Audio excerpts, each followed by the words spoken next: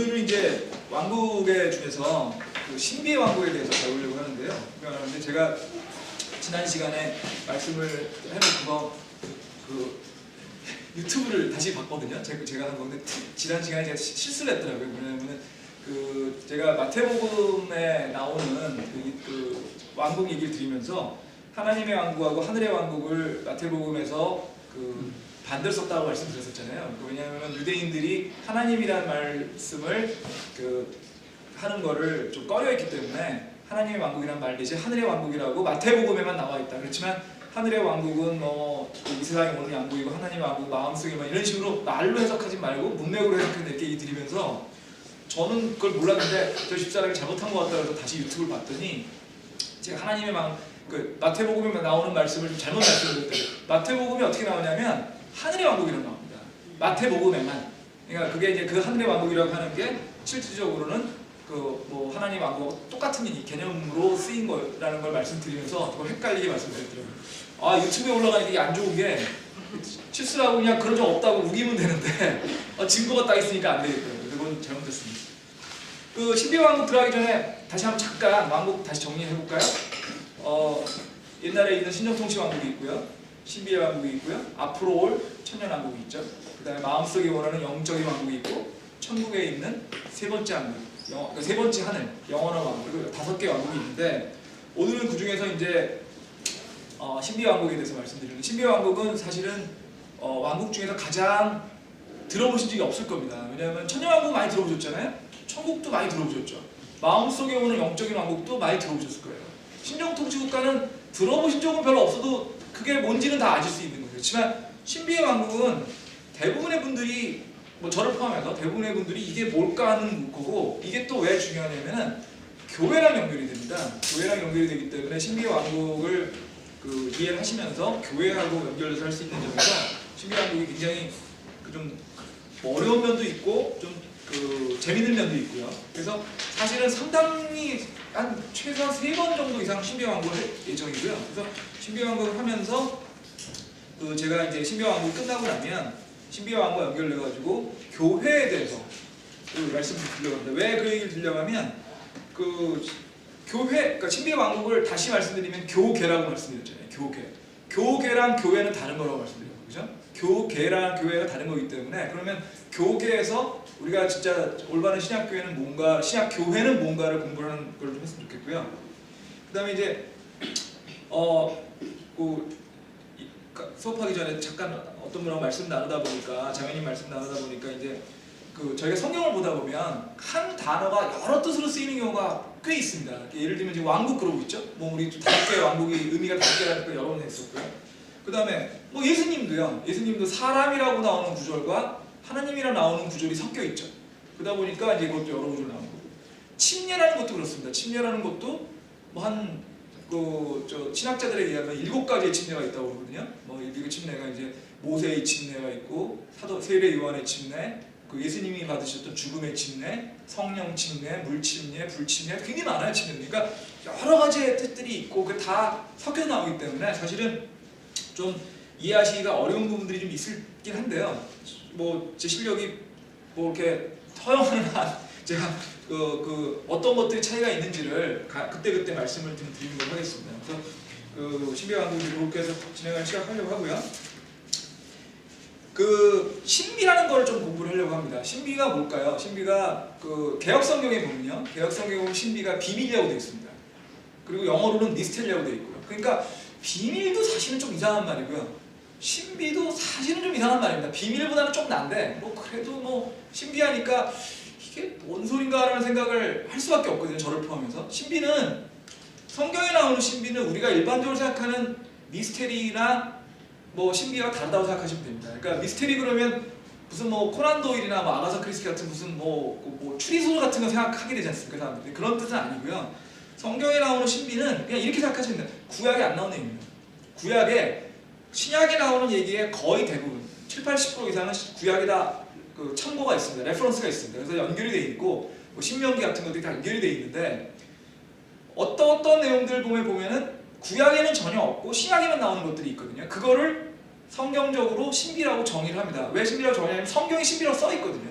그래서 신비라고 되어 있는데 그 신비에 대해서 그러면 그 신비 완고하기 전에 신비의 내용을 좀 볼까요? 에베소서 3장 5절 잠깐 보시죠. 에베소서 3장 5절. 에베소서 3장 5절입니다. 제가 읽겠습니다. 그분께서는 이제 자신의 거룩한 사도들과 배우자들에게 성령을 통해 이 신비를 계시하신 것 같이 다른 시대들에게는 사람들이 알리게 그것을 알리지 아니하셨으니, 다른 시대는 알리지 않았다고 그러셨죠? 지금 신비를 계시하고 계십니다. 신약 시대. 다른 시대는 알리지 않으셨고. 근데 6절이 재밌습니다. 이 신비는 곧 복음으로 말미암아 이방인들이 그리스도 안에서 동료 상속자가 되고 같은 몸에 속하게 되며 그분의 약속에 참여하는 자가 된다는 것이라. 지금 이 얘기가 왜 신비인지 말씀드릴게요. 구약은요, 유대인을 위한 책입니다. 구약의 계약의 주체는, 성경은 계약이니까요. 계약의 주체는 하나님과 유대인이에요. 제가 그 모세오경 하면서 여러 번 말씀드렸죠. 모세오경에 나오는 모든 축복의 말씀 또는 저주의 말씀은 그 수신자가 그 유대인이라고 말씀드렸죠. 그러니까 결국은 구약은 기본적으로 유대인에 대한 책인데, 그 구약에 나오는 내용들에 보면은 이방인에 대한 구원이나 이런 얘기는 전혀 없습니다. 근데 지금 보면은 이방인이 그리스도 안에서 동료 상속자가 되고 같은 몸이 된다고 나와 있잖아요. 이거 구약에 없는 얘기거든요. 그러니까 구약에 있는 것만 얘기를 하게 되면 이 얘기는 말이 안 되는 거예요. 이건 그 할례 받지 않은 더러운 이방인들이, 아니 참고로 말씀 생각해 보시면 사마리아인들이 굉장히 많이 차별받는 내용들이 시작이 많이 나오지 않습니까? 근데 사마리아인이 무슨 죄를 졌길래 그러냐는 거죠. 사마리아인은 북이스라엘이 멸망하면서 북이스라엘의 그 아시리아가 멸망을 시키고서 아시리아가 이민 정책을 써가지고 아시리아인과 북이스라엘에 있던 유대인이 혼혈해서 나온 종족이 사마리아거든요. 근데 사실 사마리아 사람들이 유대인이에요. 뭐 절반이 유대인이든 4분의 1 유대인이든 그 차이에 있을 뿐이지 유대인이거든요. 근데 그 사마리아인마저도 사실은 신약에 보면은 상당히 많은 부분에서 좀 이렇게 차별받고 있다는 얘기가 많이 나오지 않습니까? 그러다 보니까, 근데 더더군다나 아무런 핏줄이 관계되지 않고 구약에 있는 그런 이방인들까지도 전부 다 한 지체가 되고 한 상속자가 됐다는 것은 전혀 없는 얘기죠. 그러니까 이런 얘기는 신비라는 겁니다. 이게 왜 그래? 이 얘기는 결국 요 에베소서 요거에 대한 이제 좀 배경 설명을 드리면, 신약이 되고 나서 이제 구원을 그러면 유대인만 받을 것이냐 이방인과 받을 것이냐는 것에 대해서 논쟁이 있었죠. 여러분들 그 중에서 사실은 사도 바울은 이방인에 대해서 그 복음을 정해야 된다는 쪽을 주장해서 결국은 관철을 시켰고, 그러다 보니까 사도 바울은 이방인들에게 그 복음을 전한 그런 사도지 않습니까? 지금 그 얘기에 대한 배경이 되는 게 이 내용이거든요. 그래서 결과적으로 신비라는 얘기는 신약에만 나오는 얘기라는 얘기고요. 다시 한번 볼까요? 로마서 11장 25절 한번 볼까요? 로마서 11장 25. 지난번에 우리 기억하실 겁니다. 이거는 그 제가 모세오경 하면서 여러 번 공부했던 구절입니다. 굉장히 중요한 구절이고요. 로마서 11장 25절. 형제들아, 너희가 스스로 지혜 있는 것을 여기지 않게 하기 위하여 이 신비에 대해 너희가 모르기를 내가 원치 아니하노니, 이 신비는 이방인들이 충만함에 이르기까지 이스라엘이 부분적으로 눈벌게 되었다는 것이라. 이게 이 얘기라고 말씀드렸죠.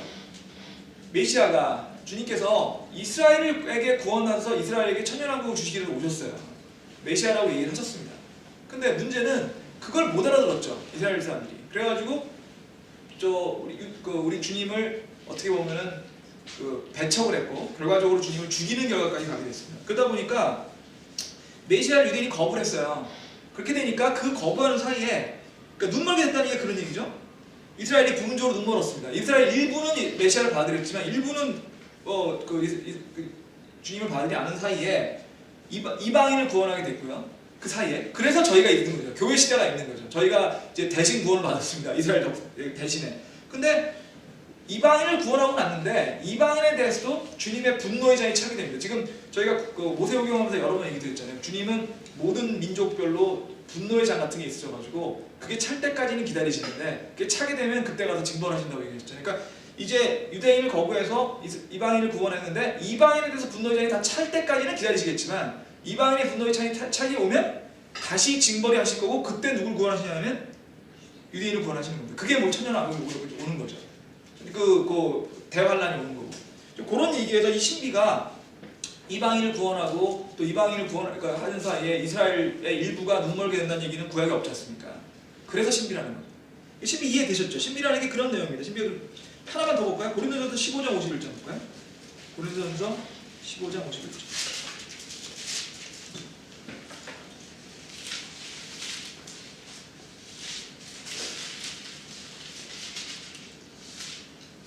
오라 내가 너희에게 한 가지 신비를 알리노니 우리가 다 잠자지 아니하고 마지막 나팔 소리가 날 때 눈 깜짝할새 순식간에 다 변화되리라. 이게 예수님 재림할 때 대한 얘기인데요. 최후의 이제 재림할 때 대한 얘기인데 이런 얘기 구약에 없거든요. 이런 게 신비입니다. 그러니까 신비가 저 무슨 뭐 비밀이라든지 뭐 숨겨져 있는 게 아니고 구약에 없었던 얘기라는 걸 일단 뭐 염두에 두시고요. 마태복음에 이제 다시 돌아갈게요. 마태복음에 다시 돌아가면 마태복음 13장 11절에 아주 재밌는 구절이 나옵니다. 개인적으로 저는 처음에 이게 뭔 소리가 있습니다, 사실은. 그러니까 마태복음 13장 11절 잠깐 볼까요?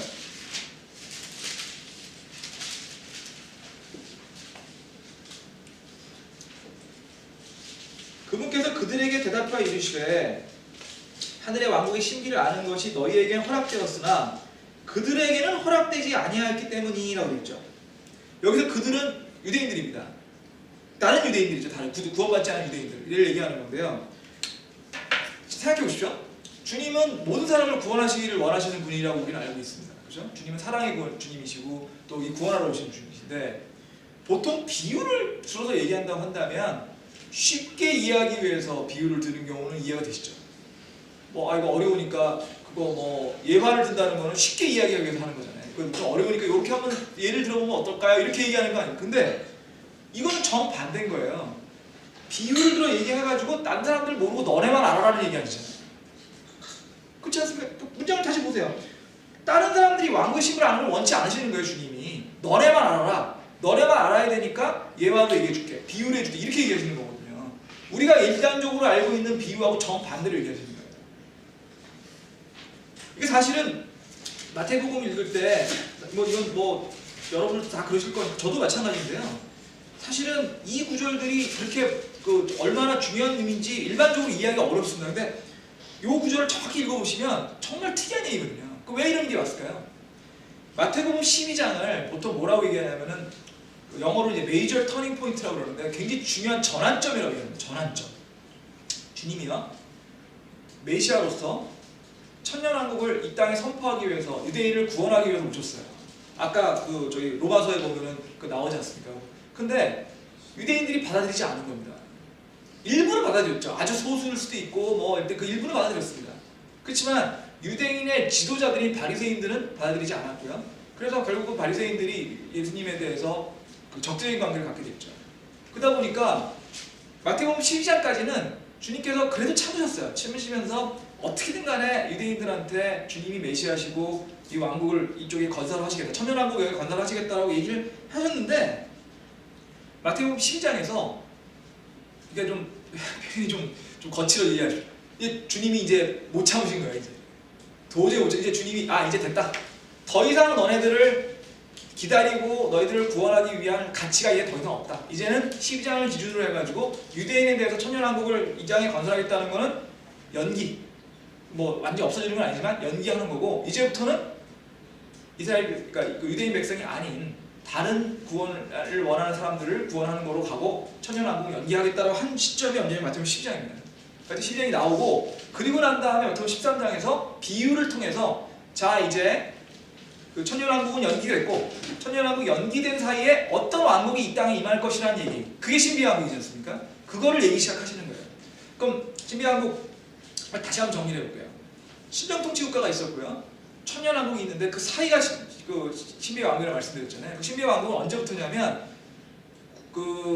AD 1세기경 그러니까 주님이 이 땅에 오셔가지고 이스라엘 백성들한테 유대인들한테 천년왕국의 재림을 얘기를 하시다가 그거를 포기하시고 연기하신 이후부터 주님이 재림하실 때까지입니다. 이해되시죠?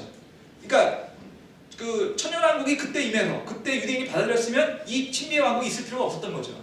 있을 필요가 없었는데 천년왕국이 연기되는 바람에 그 연기되는 기간에 임시로 들어오게 된 겁니다. 이게 임시로 들어오게 된 거고, 그 임시로 들어오게 된 이유가 12장에서 주님이 이제 더 이상 이스라엘 백성들한테 이 복음을 말씀드리지 않겠다라고 얘기를 하시고, 13장에서 그러면 어떤 왕국이 그 사이에 올 건지에 대해 설명을 하시겠다라고 비유로 설명하시겠다 얘기하는 거니까 12장 13장이 엄청나게 중요한 구조이죠.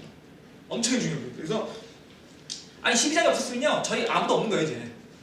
그러니까 우리의 그 교회 시대라는 게 없는 거거든요. 그러다 보니까 엄청나게 중요한 구절인데, 그럼 왜 이렇게 주님이 뭐랄까 그 12장에서 이렇게 터닝 포인트가 됐을까 볼게요. 이스라엘 백성 리더들이 민족적으로 주님을 받아들이지 않았는데요. 12장 22절 잠깐 볼까요? 12장 22절. 22절부터 중요한 구절 몇 개 읽겠습니다. 그때 사람들이 마귀 들려 눈 멀고 말 못하는 자들을 그분께 데려왔거늘 그분께서 그를 고쳐주심에 눈 멀고 말 못하는 자가 말도 하게 되고 보게 되리라. 24절에 볼게요. 바리새인들은 그걸 듣고 이르되 이 자가 마귀들의 통치자 바알세불을 힘입지 않고서는 마귀들을 내쫓지 못하리라 하거늘. 그 다음에 28절에 보실게요. 그러나 내가 하나님의 영을 힘입어 마귀를 내쫓으며 하나님의 왕국이 너희에게 임하였으니라. 31절 볼게요. 그러므로 내가 너에게 이르노니 온갖 죄와 신성모독은 사람들이 용서받되 성령님을 대적하여 신성모독하는 것은 사람들이 용서받지 못하고, 그 또 누구든지 말로 사람들의 아들을 대적하면 용서받되 누구든지 말로 성령님을 대적하면 이 세상에서나 오는 세상에서나 용서받지 못하리라. 무슨 얘기냐면요, 그 전까지는 그 주님에 대해 가지고 여러 비난이 있긴 했지만 그 비난의 정도가 주님이 보시기에 받아들일 정도의 비난 정도 수준이었습니다. 그런데 이 12절에 무슨 일이 있었냐면 주님이 행하시는, 예수님이 행하시는 기적이 마귀에 의한 기적이라고, 바알제국이라는 게 나오잖아요. 24절에 바알제국에 의해서 나오는 기적이라고 얘기를 하니까 주님은 이제 이걸 성령 모독으로 보신 거예요. 성령 모독. 그래서 야, 성령을 모독하는 거는 안 된다. 그 31장에 나오잖아요. 사람의 아들을 대적하는 건 용서받을 수 있다. 하지만 성령을 대적하는 것은 용서받을 수 없다. 이제 주님의 한계점을 넘으신 거예요. 주님의 참는 인내 한계점을 넘으신 거예요. 31절, 32절에서. 그래서 13장에서 이제 비유로서 제자들한테만 말씀하시겠다고 하는 신비의 왕국이 나오게 된 거예요. 이해되시죠? 여기서 이 바알제국이라는 말이 이제 마귀의 다른 이름이거든요. 요거 염두에 두시죠. 좀 이따가 제가 요거에 대해서 다시 설명을 드릴 거니까 바알제국 염두에 두시고요. 이제 왜 마태복음 12장이 어마어마하게 중요한 장인지, 왜 마태복음 13장에서 그게 나왔는지 이제 개략적인 설명을 드릴 수 있는 것 같고요. 그래서 마태복음 13장 10절에서 17절 말씀해 보시면 계속 무슨 얘기가 나오냐면, 아까 그걸 다시 보겠습니다. 10절부터 11절 아까 읽었고요. 12절부터 있는 자는 누구든지 받아서 더욱 풍성하게 될 터이나 없는 자는 누구든지 자기에 있는 것도 빼앗기리라. 그러므로 내가 그들에게 비유로 말하는 것은 그들이 보아도 보지 못하고 들어도 듣지 못하며 깨닫지도 못하기 때문이라. 14절 볼게요. 이사야의 대인이 그들 안에 성취되었으니 이르렀을 때 너희가 듣기는 들어도 깨닫지 못하며 보기는 보아도 알지 못하리라. 16절. 그러나 너희 눈은 봄으로 너희 귀는 들음으로 복이 있도다. 딴 사람들은 주님을 얘기를 하고 주님을 보여줘도 못 믿고 그거를 갖다가 마귀일 거라고 오해하니 그 사람들은 어쩔 수 없고 이제 너네들은 이해해라. 제자들인 너네들한테 얘기할게. 이 얘기입니다 지금. 이해되시죠? 그러다 보니까 이제 이 전체적인 거에서 13장에 들어가기 위한 전체적인 대략은 됐는데, 이쯤에서 하나쯤 좀 좀 생각해 볼 게 있습니다. 그러면 도대체 왜 유대인들은 주님을 받지 않았을까라는 게 좀 의심이 나지 않으세요? 아니 생각을 해보시죠. 제가 몇 번 말씀드렸죠. 모세오경 하면서. 저는 하나 좀 궁금했던 게 뭐였냐면, 왜 바리새인들, 이스라엘의 지도자들은 주님을 그렇게 미워했을까 했어요. 생각해보시면요, 주님이 뭐 나쁜 짓 한 게 하나도 없거든요. 사실은 뭐 아픈 사람 고쳐주고요, 그죠? 그 다음에 뭐 성경에 있는 말씀 다시 구약에 있는 말씀 다 해주시고, 그 다음에 뭐 단지 조금 더 구약에서 알고 있던 그 왕국보다는 좀 더 다른 개념의, 더 큰 개념의 왕국을 얘기하신 건 있고, 또 이스라엘 백성 외에 다른 사람들까지도 포함시킬 수 있는 좀 넓은 의미로 구원을 얘기하신 점은 있지만 어쨌든 주님이 그렇게 나쁜 짓 한 게 전혀 없거든요. 근데 왜 그렇게 주님을 못 죽여서 난리였을까? 왜 바리새인들은 그렇게 주님을 못 죽여 난리 결국 죽였을까? 심지어는 본디오 빌라도가 이 사람한테서 죄를 못 찾겠다고 했잖아요. 왜 이 사람이 죄가 있는지 모르겠다 그랬어요. 보디빌라도 분명히. 그런데 왜 유대인들을 이렇게 죽이라고 난리를 쳤을까? 심지어는 한 사람은 구원해줄 수 있는 그런 그 권한이 그 군중들한테 있음에도 불구하고 바라바던가요? 그 사람은 구원하고 이 사람 안 된다고 그랬지 않습니까? 왜 그랬을까? 좀 나쁜 짓 하고 하나도 없는데 아픈 사람 구원해주고 그 왜 나빴을까? 이런 생각을 한 적이 있었습니다. 지금도 그게 좀 궁금했었는데요. 맥클레인이라고 하는 신학자는 그걸 어떻게 설명을 하고 있냐면요. 맥클레인이라는 신학자들은 그 6가지로 해가지고 그 이유를 설명하고 있습니다. 6가지 이유를 잠깐 제가 맥클레인의 책에서 인용을 할게요. 첫 번째는 뭐냐면 왜 그 바리새인들이나 그 당시에 있던 유대인들, 특히 지도자들이 주님을 안 받았냐면 첫 번째로 주님이 요구하시는 그런 영적인 수준이 너무 높았다는 거예요. 바리새인들은 어떻게 생각했냐면 그 자기들은 굉장히 건전하고 주님의 눈에 좋은 일을 하고 있다고 생각했거든요. 율법을 잘 지키고 11조 잘 내고 주님한테 열심히 많은 거를 섬기고 하기 때문에 자기들은 굉장히 좀 잘하고 있다, 영적으로 잘하고 생각했는데 주님이 이렇게 얘기 안 했어요. 주님이 뭐라고 얘기하셨냐면 율법의 본질이 뭐냐는 거죠. 율법의 껍데기를 보지 말고 율법의 하나하나 내용을 보면 그 법으로 치면, 계약으로 치면 취지가 뭐냐, 이 조항의 취지가 뭐냐는 걸 하면 율법의 취지는 사람들을 사랑하고 사람들을 아끼고 그래서 그 전체적인 그 사회가 건전하게 유지되고 주님의 눈에 보기에 올바른 게 되게끔 하는 게 취지인데도 불구하고 그런 건 다 잊어버리고 그냥 율법의 껍데기만 지키려고 하다 보니까 하나님의 취지는 바리새인들이 전혀 따지지 못하고 있다. 그러니까 너네는 자랑이 하나도 없다. 이런 얘기를 했었다는 거예요. 영적인 기준이 바리새인 기준보다 훨씬 높았어요. 그러니까 바리새인들이 열받은 거예요. 우린 잘하고 있는데 칭찬을 해줘도 뭐 그러려니 할 텐데 이거는 너네는 말도 안 되는 껍데기다. 너네는 가라지다. 이렇게 얘기를 하니까 이제 열받은 거죠. 그게 하나입니다. 또 하나는 뭐냐면 주님은 구약에 나오는 대로 왕국을 만드실 거죠. 기대하고 있던 왕국을 만드시는 거를 거부하셨습니다. 주님의 구약에 만드는 왕국은요, 유대인들이 중심이 되고 유대인의 땅의 중심에서 전 땅을 다스리는 다윗과 같은 왕국이라고 바리새인들은 생각을 했고요. 바리새인들이 또 생각했던 건 이런 거였거든요. 그러면 자기들이 그 왕국의 지도층이 될 거라고 기대를 했던 거죠. 당연하지 않겠습니까? 내가 예를 들면 뭐 좀 표현이 우습죠. 우리나라의 국회의원들 같은 사람 같은 경우에 우리나라가 그러면 주님이 오셔가지고 주님이 통치하는 나라가 된다는 국회의원들이 이렇게 생각하지 않겠습니까? 그럼 나도 거기서 뭔가 좀 중요한 일을 해야 되지 않을까? 그렇게 생각하지 않겠어요? 그런 거죠. 그런 생각을 했는데 주님이 전혀 아니라 그랬거든요. 전혀 아니라 그랬으니까 주님이 말씀하시는 그런 왕국은 바리새인들이 생각했던, 구약에 생각했던 그런 왕국하고 달랐어요. 정확히 말하면 바리새인들이 정확히 이해를 못했다고 있는 거고 주님이 그걸 얘기하신 건데 바리새인들이 생각 안 하죠. 내가 생각하는 왕국과 다르니까 받아들이기 싫었던 겁니다. 세 번째는요, 바리새인들이 그 당시에 있었던 많은 그 율법들이 사실은 지금도 마찬가지예요. 유대교 율법들이 상당 부분이 성경에 근거하지 않은 것들이 꽤 있습니다. 그러니까 예를 들면 안식일에 뭐 어떻게 하라 뭐 이런 것들도 안식일을 지키라고 얘기되어 있지. 안식일에 예를 들면 심지어 지금 아주 골수 유태인들은요, 안식일에 엘리베이터도 못 눌러요. 엘리베이터 누르는 것도 일하는 거로 보거든요. 그게 이제 소위 말하는 율법주의라고 하는 거죠. 그 뭐냐면 그러니까 영어로 리걸리스틱이라고 하는데 그냥 법규를 위한 법규가 된 겁니다. 법규를 위한 법규. 그 본질을 다 잊어버리고 그건 아니다라고 주님이 얘기해요. 주님은 어떻게 보면은 안식일에 바리새인들이 싫어할 만한 행동을 일부러 하셨어요. 일부러 하신 거다기보다는 바리새인이 싫어할 만한 행동을 하셨습니다. 그러니까 예를 들면 눈을 떠라고 하면 되시잖아요. 아니 말씀으로 이 우주를 창조하시는 분인데 눈 뜨는 거에 무슨 어려운 일이 있으시겠습니까? 말만 하셔서 눈 뜨면 상관없거든요. 할 수 있거든요. 말로 눈을 뜨는 건 안식일에 문제가 없습니다.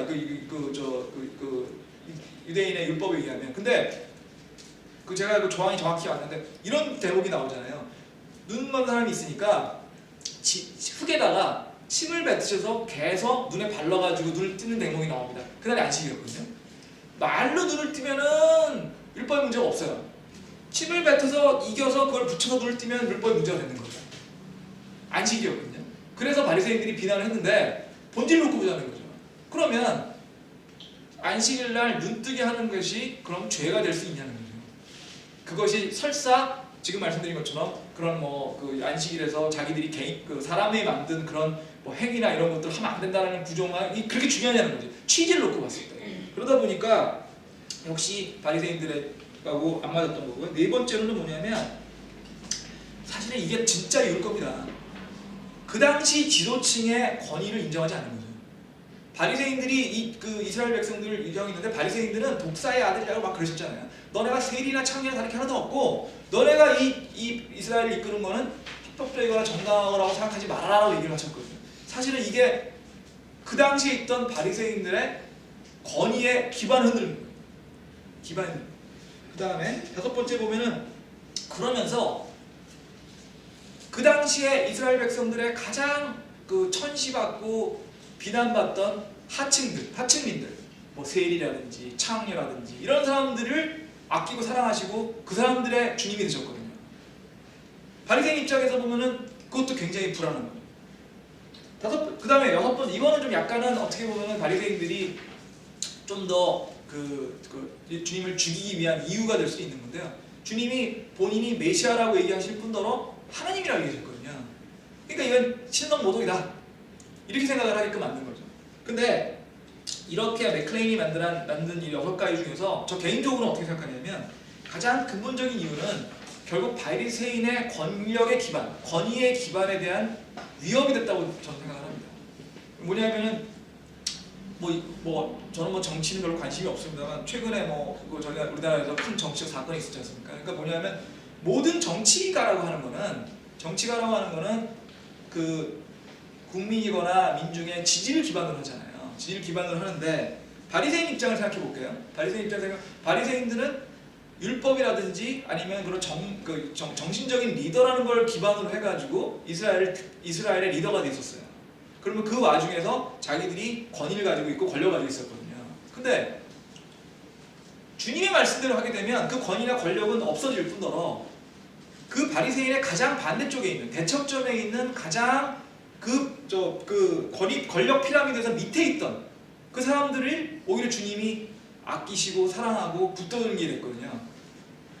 이걸 그냥 정치학적으로 생각을 해보면요, 일종의 혁명인 거예요. 권력을 갖고 있는 사람은 너는 안 돼. 너네는 권위 기반도 없고 너는 주님이 싫어하는 거고 되게 잘못한 거야. 하지만 밑에 아무 권력도 없고 힘없는 사람들 너네들은 진짜 주님 사랑하실 거야 라고 얘기하신 거하고 똑같거든요. 그러다 보니까 맨 위에 있는 권력자를 생각할 때는 이 사람을 남겨두면 바리새인들은 예수님을 사람이라고 생각했어요. 이 사람 남겨두면 우리 권력이 흔들리고 우리가 이 권력을 뺏길 거라 생각을 한 거죠. 그래서 죽이고 싶었던 겁니다. 정확히 말하면 죽여야 되나 하는 거죠. 죽이지 않으면 본인의 권력 기반이 흔들리거든요. 참 세상 일이 참 어떻게 생각하면 좀 슬프기도 하고 또 어떻게 보면 당연하기도 한 게요. 모르겠습니다. 저는 나이가 들면 들수록 점점 더 어떤 생각이 드냐면 이 모든 의사결정에 겉하고 속이 다르다고 생각이 그때가 있어요. 특히 정치할 때 보면은 겉으로는 명분을 얘기 계속해요. 대단한 명분, 중요한 얘기 하는데 뒤는 다 이해관계입니다. 전부 다 이해관계라고 저는 생각을 합니다. 여러분들은 어떻게 생각하는지 모르겠는데 저는 그렇게 생각을 합니다. 그러니까 사람들이 어떻게 얘기를 할 때 그 뒤에 과연 이게 그 사람의 어떤 이해관계가 있는지를 생각하게 돼요. 그럼 이 사람은 이런 이해관계가 있으니까 이렇게 얘기하는 거구나. 저 사람은 이런 이해관계를 하는구나. 그렇게 되니까 특히 정치인들이 얘기하는 거에 얘기하면 고지고대로 믿을 수가 없습니다. 왜냐면 고지고대로 얘기를 안 하니까. 그 얘기하는. 바리새인들도 똑같았다는 거죠. 바리새인들이 마치 주님이 사람들을 미혹시키고 사람들한테 혹세무민이라는 얘기 있잖아요. 혹세무민한다고 얘기하고 또 그래가지고 정서적으로 아니면 정치적으로 사람들을 이렇게 하기 때문에 했다. 이렇게들 표면적으로는 돼 있는데 그 실제 이유는 저는 이렇게 생각해요. 바리새인의 이해관계를 침해하는 겁니다. 바리새인의 권력 기반을 없애고 바리새인들이 그러면서 권력 기반이 없어짐으로써 결국 이스라엘의 통치권을 잃고 그럼으로써 바리새인들이 지금 누리고 있는 그런 리더로서의 권리를 잃기 때문에 그걸 막기 위해서 하는 거죠. 지금도 똑같고요. 그래서 사실은 말씀드린 것처럼 이게 상당히 신비의 왕국이 오게 된 이유가 그런 정치적 이유가 연결되어 있다는 말씀을 드리고요. 그러면 이런 질문을 한번 좀 해봤으면 좋겠습니다. 그러면 그 당시에 바리새인이면서도 주님을 받아들인 사람들은 뭐지? 이런 생각을 한번 해보시죠. 바리새인 중에서 주님 받아들인 사람 몇 명 있죠. 니고데모 그랬죠. 니고데모, 아리마대 요셉 있지 않습니까? 사실은 니고데모보다 저는 개인적으로 아리마대 요셉이 더 대단하다고 생각합니다. 니고데모는 물론 뭐 니고데모도 그 굉장히 좋았지만 아리마대 니고데모만 해도 예수님이 처형되고 죽기 전에, 그러니까 어떻게 보면 예수님이 인기 있을 때 예수님을 따랐던 사람 중에 하나고요. 근데 아리마대 요셉은 예수님이 죽고 돌아가시고 십자가에 낚여 있을 때 그 예수님의 시신을 내려서 자기 굴에 모시겠다고 했던 사람이지 않습니까? 굉장히 용감한 일이거든요. 생각을 해보세요. 모든 것들이 다 상황 종료된 상태예요. 이분은 메시아도 아니고요. 돌아가셨고요. 매달려 있어요. 근데 가서 저분은 내가 모셔가지고 그건 누가 봐도 예수님을 따르는 사람이라는 거를 가장 예수님이 약할 때, 가장 예수님이 밑에 갔을 때 얘기하는 거예요. 그건 진정한 용기죠. 보통 용기는 아니죠. 그 사실 저는 그런 점에서 사실 아리마대 요셉이 굉장히 대단한 사람이라고 생각을 하는데, 그러나 그럼 니고데모나 아리마대 요셉 같은 사람은 이런 와중에 그러면 어떻게 예수님을 구세주로 받아들일 수 있었을까? 그러면 다른 바리새인과 그런 바리새인들, 예수님을 받아들인 바리새인과 예수님을 받아들이지 않은 바리새인, 예수님을 받아들인 유대인과 예수님을 받아들이지 않은 유대인들은 무슨 차이가 있을까? 라고 생각을 했고요. 거기에 대해서 이제 그 학자들 얘기를 종합을 해보니까요, 이렇게 되어 있습니다. 뭐냐면 주님이 말씀하시는 거를 이렇게 좀 자기의 개인적인 의견을 넣지 말고 그냥 순수한 마음으로 받아들인 사람들은 구원을 됐습니다. 바리새인이었건 아니었건 간에 주님의 말씀을 그냥 있는 그대로 받아들였던 사람들은 주님의 말씀을 받을 수 있었습니다. 근데 주님의 말씀을 자기의 시각으로 이해했던 사람들은 주님을 받지 못했어요.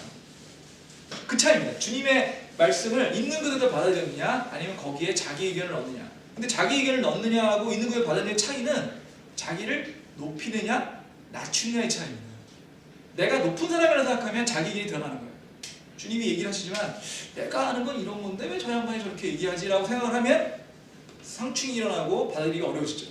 근데 주님의 말씀을 자기를 낮추고 자기는 아무것도 아니라고 생각하고 주님의 말씀을 그냥 백지에 받아들이는 사람들은 받을 수 있는 거예요. 그래서 니고데모나 아리마대 요셉 같은 사람들은 자기를 낮추던 사람들이고, 사실은 굉장히 어려운 일이죠. 왜냐하면 상류사회고 자기가 지도층 계급이 있음에도 불구하고 자기를 낮춰서 사실은 목수의 아들로 밖에 안 되는 사람의 말을 들은 거니까. 반대로 그렇지 않고 자기를 높인 사람들은 받을 수 없었던 거예요.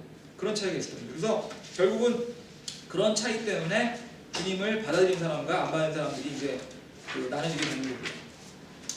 자, 이제 이런 결과를 통해서 이제 드디어 마태복음 13장에서 아까 말씀드린 것처럼 천년왕국이 연기되고 신비의 왕국이 들어오게 되겠습니다. 이게 지금 마태복음 13장에 비유가 많이 나오거든요.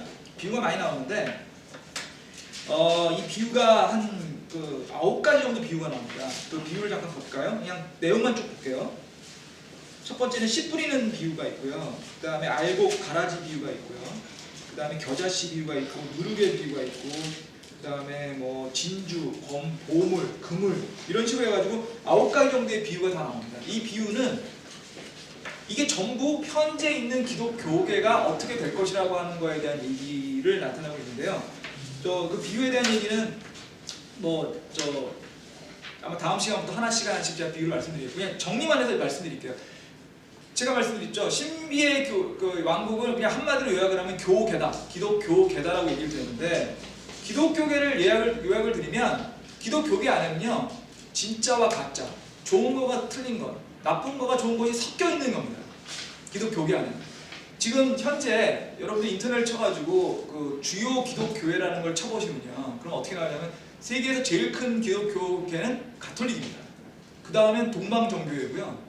미국 같은 경우만 놓고 보면은 미국을 놓고 보면요, 미국에서 제일 큰 교단은 가톨릭이고요. 압도적으로 많습니다. 압도적이고 2위는 남침내 교단입니다. 남침내 교단. 보통 우리가 서던 베프티스트라고 부르는 교회죠. 서던 베프티스트 교회가 저희랑 굉장히 비슷한데요. 서던 베프티스트는 단지 뭐만 다르냐면 저희보다 좀 리버럴합니다. 그러니까 음악이라든지 이런 것들이 좀 리버럴하고 성경도 킹제임스를 안 쓰는 데에서 좀 리버럴해지긴 했지만 기본 교리는 굉장히 유사한 데가 남침내 교단이고요. 그 다음에 이제 그 세 번째가 감리교일 거고, 네 번째가 독립침례교단이고, 이런 식으로 해가지고 미국 같은 경우는 침례교가 굉장히 많아요. 그 윗부분에. 하지만 제일 많은 거는 가톨릭이고요. 그 다음에 미국의 주요 교단 중에 들어가는 게 몰몬이에요. 마릴 성도 침례교회라고 하죠. 마릴 성도 침례교회도 주요 교단에 들어갑니다. 그리고 미국에서는 몰몬의 힘이 어마어마하게 셉니다. 좀 농담만 말씀드리면 그 미국에서 제일 좋은 학교 중에 하나가 하버드 로스쿨, 하버드 비즈니스쿨이라고 얘기할 수 있겠죠. 하버드 비즈니스쿨에 가면 제일 많은 게 유대인, 몰몬이에요. 1위가 유대인, 2위가 몰몬입니다. 몰몬이 인구는 그러니까 아마 신자수가 600만 정도 된다고 하는데요. 미국에서 굉장히 부자들 중에 몰몬이 많아요. 뭐 제일 대표적인 게 밋 롬니라고 지난번에 그 저 지난번 때 대통령 대선에 나왔던 분 있죠. 그 밋 롬니가 아주 대표적인 몰몬이고요. 메리어트 호텔 아시죠? 메리어트 호텔. JW 메리어트이 아주 유명한 몰몬입니다. 그리고 우리나라 텔레비에 나오는 그 사람들 중에서 많아요. 하일이라고 있죠. 하일. 우리 그 부산 사투리 쓰는 변호사가 있잖아요. 그 사람 몰몬이에요. 몰몬 선교사라고요. 몰몬 선교사. 몰몬이 미국의 주류 사회를 이끄는 굉장히 강력한 저 중에 하나입니다. 근데 몰몬이 이단이 아니라고 얘기하기는 말이 안 되는 거 아닌가요? 몰몬은요, 제가 나중에 한번 기회가 되면 한번 몰몬 얘기 드리겠습니다. 몰몬 제가 개인적으로 관심이 있어서 몰몬에 대한 얘기를 좀 본 적이 있는데, 몰몬은 일단 성경에 몰몬경이라는 게 따로 있습니다. 몰몬경이 따로 있고요. 몰몬경에 의하면 어떻게 되냐면 그 이스라엘 백성들이 그 옛날에 대서양을 건너가지고 미국에 와서 정착을 했고요. 미국에 와서 두 개의 그 계파를 해서 얼굴이 하얀 쪽과 얼굴이 까만 쪽으로 나뉘어가지고 했는데 하얀 쪽은 착한 사람들과 까만 쪽은 나쁜 사람이라고 돼 있어요. 그래가지고 그 교파가 지금까지 몰려돼 있다고 돼 있고요. 천년왕국이 미국에 임한다고 돼 있습니다. 제가 미국 사람이고 백인을 믿고 싶을 것 같아요. 얼마나 좋아요. 천년왕국이 미국에 오고 백인들이 좋은 사람이라는데. 제가 제일 이해가 안 되는 거는 몰몬을 믿는 한국 사람이 제일 이해가 갑니다. 근데 제가 왜 이 얘기를 드리냐면 저희 회사 직원 중에 몰몬이 있어요. 근데 그 친구 왜 몰몬이냐면 브리검 영대학에서 유학을 했거든요. 근데 물어봐, 야 너 왜 브리검 영대학을 갔냐? 학비가 쌌다는 거예요. 근데 진짜 싸긴 쌉니다. 1년 학비가 10,000불이 안 돼요. 1년에 1,000만 원도 안 들어요. 미국 가는데 500만 원이나 뭐 갔다. 그래서 그럼 500만 원으로 학교를 다니려면 어떻게 되냐? 몰몬이 되면 된대요. 근데 그 친구는 유학을 가고 싶은데 돈이 없으니까 몰몬이 된 거예요. 근데 갔는데 몰몬이 돼서 학비 다니고 4년 동안 대학을 다니면 왔더니 몰몬이 됐어요, 얘는. 근데 정말 애가 괜찮아요. 그러니까 뭐냐면은 술도 안 먹죠? 담배도 안 피죠? 커피도 안 마십니다. 녹차도 안 마셔요, 녹차를. 녹차도 안 마시고 그러니까 카페인 이런 거 아무것도 안 해요. 그리고 굉장히 하여튼 뭐랄까 그러니까 좀 우리가 보기에 성실하게 살려고 인생을 살려고 배웠대요. 물론 이제는 안 그렇게 된 것 같더라고요. 요즘엔 뭐 술도 먹고 그런 것 같은데. 근데 제가 말씀드리는 거는 그렇게 몰몬 같은 것들은 우리가 누가 봐도 이단이에요. 근데 그 이단도 기독교계에 있고 있을 뿐더러 굉장히 강력합니다. 굉장히 강력합니다. 몰몬까지도 가지도 않겠습니다. 몰몬 설명은 제가 나중에 따라드리고요. 저하고 저희 어머님하고 저희 집사람 다 가톨릭이었거든요. 저는 가톨릭 교회에서 대방성당에서 결혼했습니다. 그래가지고 저희 결혼식 때 보면은 신부님이 이렇게 하시고 있거든요. 저는 가톨릭이었거든요. 가톨릭에서요 마리아가 굉장히 중요합니다. 마리아 엄청나게 중요합니다. 마리아 중요하고 우리의 중보자이신 마리아 이렇게 기도하거든요. 근데 가톨릭이야말로 기독교 아니에요. 기독교 아닙니다. 저희들은 압니다. 우리 어머니하고 저는 알아요. 왜냐하면 가톨릭에서 성경 안 가르쳐요. 배우지도 않고 가르치지도 않습니다. 그리고 역사적으로 보면 성경은 금서였습니다. 금서였어요. 저희 애가 학교를 다니는데 그 대학을 다니는데 얘가 역사 전공이거든요. 히스토리 전공이어가지고 수업 시간에 뭐를 신청을 했었냐면 History of Christianity 해가지고 기독교 역사라는 수업을 들어가지고 첫 수업을 들어갔었어요. 제가 그래서 야 이거 재밌겠다 듣고 나중에 어떤 수업인지 알려줘. 그래서 갔다 와서 저한테 그러더라고요. 아빠 이 수업 아닌 것 같아. 드랍해야 되겠어. 딴 거로 바꿔라 이랬는데 첫 수업을 들어갔더니 기독교의 그 역사를 얘기를 하면서 제일 먼저 얘기하는 게 바빌론 신비주의 얘기하더래요.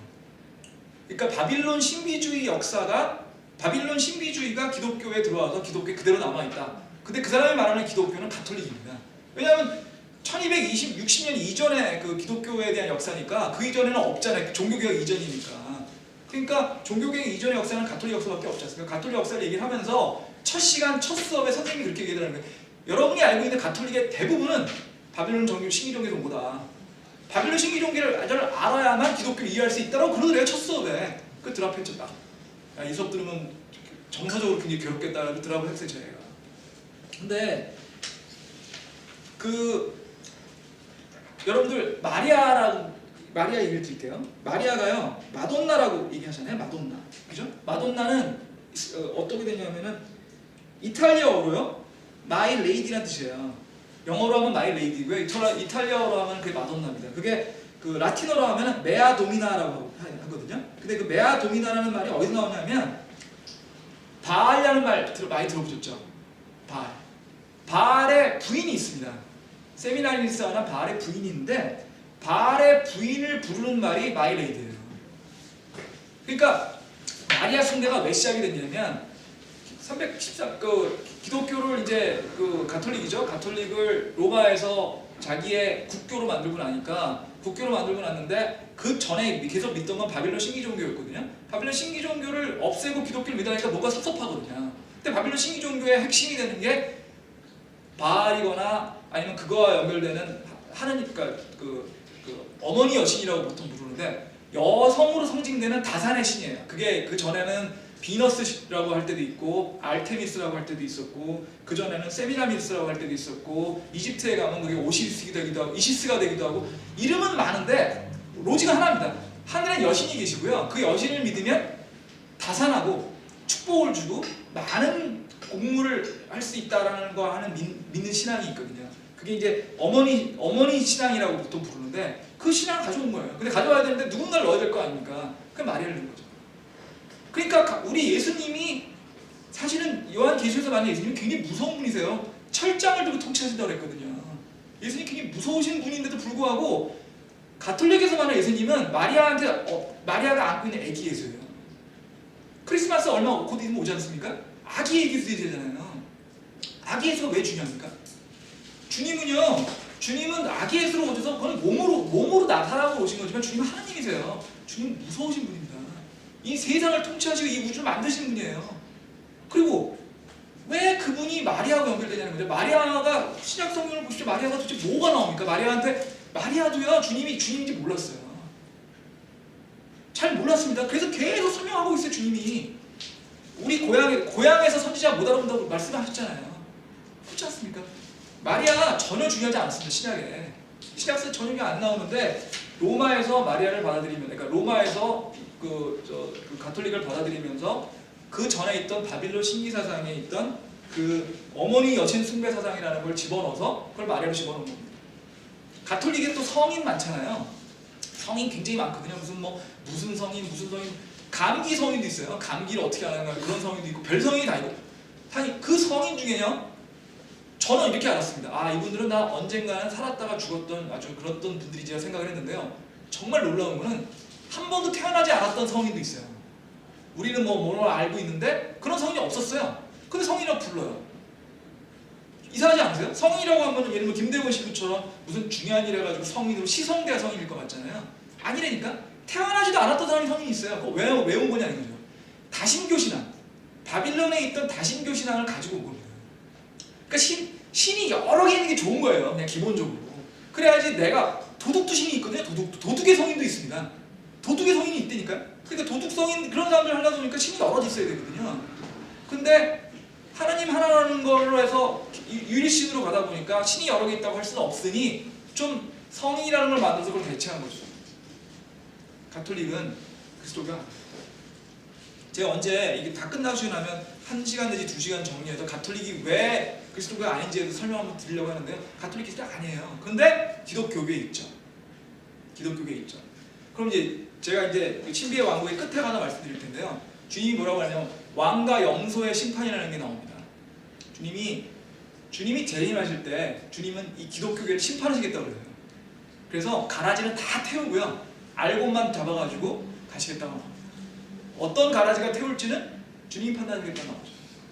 그 얘기는 무슨 얘기냐면 제대로 주님을 믿지 않고 자기의 이익을 위해서 믿고 있는 사람들이 이 기독교라는 이름을 이용해가지고 있는 이 기독교계에 있는 그 많은 가라지들은 주님이 신비왕국이 끝나는 시점이 되면 주님의 심판을 받게 됩니다. 오늘은 이 정도 하고요. 제가 저희 애 때문에 지금 미국에 잠깐 가야 되거든요. 한 2주 정도 저희 가족이 자리를 비울 거고요. 그래서 다음 주하고 다다음 주에는 목사님이 다른 뭐 프로그램을 만드시지 않을까 싶은데요. 그 이후에 그 신비의 왕국에 대해서 그 13장, 마태복음 13장을 중심으로 하나씩 살펴보도록 하겠습니다. 하나님 계신 우리 아버지, 오늘 저희가